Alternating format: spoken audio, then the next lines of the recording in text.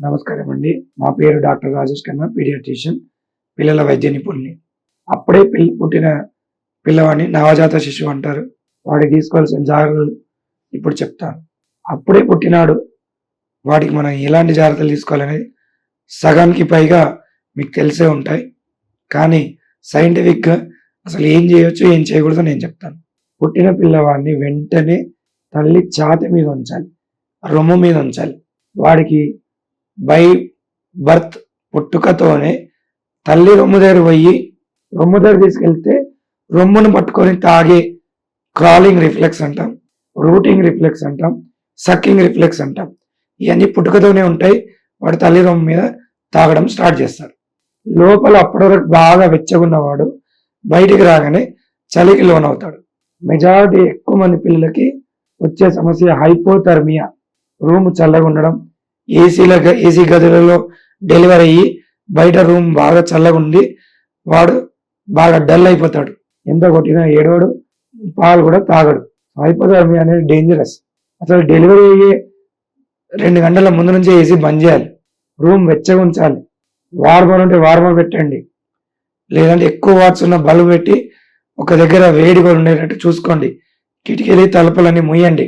So delivery room క్లీన్గా, పరిశుభ్రంగా, వెచ్చగా ఉండాలి.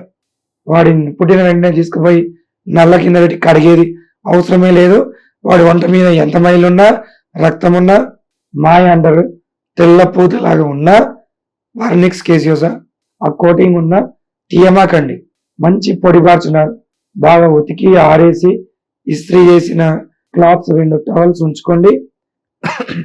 ఆ టవల్స్లోనే బేబీని రిసీవ్ చేసుకొని ర్యాప్ చేయండి.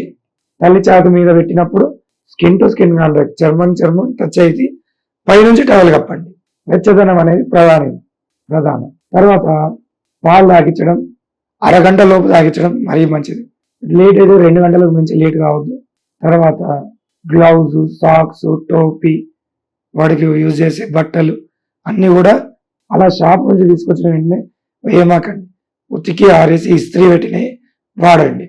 ఇంకా పుట్టాడు కదా అని చెప్పి తన చుట్టరికం అందరూ వచ్చి ఫ్యామిలీ షో పెట్టినట్టు మన వాడు ఏదైనా బొమ్మన అందరు చూపించడానికి ఎప్పుడో తర్వాత చూస్తారులే. పుట్టినాడన్న న్యూస్ ఫోన్లో చెప్తే చాలు. హాస్పిటల్స్కి ఏం రానివ్వకండి. మీ పిల్లోడికే మంచిది కాదు. పుట్టినవాడికి ఏం ఇమ్యూనిటీ ఉంటుంది? అందులో మామకో, అత్తకో, ఎవడికో తుమ్మో, దగ్గో, జలుబు ఉంటుంది. ఏం చేస్తారు మీరు? చేయి మీద తుమ్ము తగ్గుతారు, వాడు ముట్టుకుంటారు. చేతులు ఆడుకునే ఓపిక లేదు. షూ తిప్పి అదే చేతి వచ్చైనా బేబీని ఎత్తుకుంటారు, ముద్దులు పెట్టుకుంటారు, తేనె నాకిస్తారు, ఏదో ఎప్పుడో వాడిన గుడ్డలు తీసుకొచ్చిస్తూ ఉంటారు. అసలు జ్ఞానం తెచ్చుకున్న వాడు ఎవడున్నాడని ఇప్పుడు ఈ వీడియో తల్లిదండ్రులు కాబోతున్న మీరు వింటున్నారు, కానీ పెద్దవాళ్ళకి నేను చెప్తే వాళ్ళు ఎక్కడ వింటారని చాదస్తం తప్పించి. ఇన్ఫెక్షన్ వచ్చి ఐసీలో ఉంటే ఏడవడం ఒకటి వచ్చు. విని నేర్చుకున్నాం, సైన్స్ కదా అని. నాలెడ్జ్కి నేను చెప్తున్నాను, తెలియంది తెలుసుకోండి. చిన్న పెద్ద తేడా కాదు. సో మనం ఏం నేర్చుకున్నాం?